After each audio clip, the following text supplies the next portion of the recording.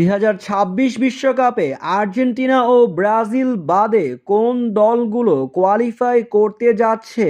Canada, Mexico ও America মিলে অনুষ্ঠিত হবে 2026 সালের বিশ্বকাপ, যেখানে মোট 48টি দল অংশগ্রহণ করবে। 16টি ভেন্যুতে এটি অনুষ্ঠিত হবে।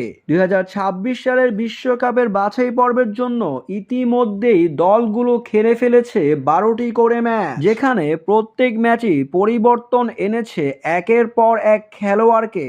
তবে এবার সবার শীর্ষে আছে বর্তমান চ্যাম্পিয়ন আর্জেন্টিনা।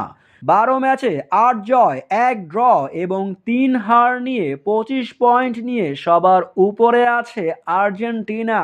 তারপরেই আছে শক্তিশালী উরুগুয়ে।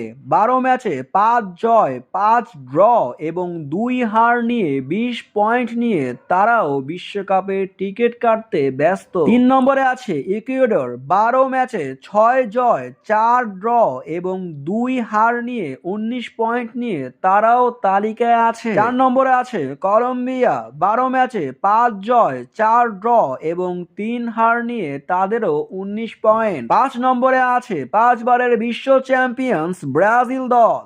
তারা 12 ম্যাচে 5টি জয়, 3টি ড্র এবং 4টি হার নিয়ে 18 পয়েন্ট নিয়ে 5 নম্বরে আছে। 6 নম্বরে আছে প্যারাগুয়ে। 12 ম্যাচে 4 জয়, 5 ড্র এবং 3 হার নিয়ে 17 পয়েন্টে আছে তারা।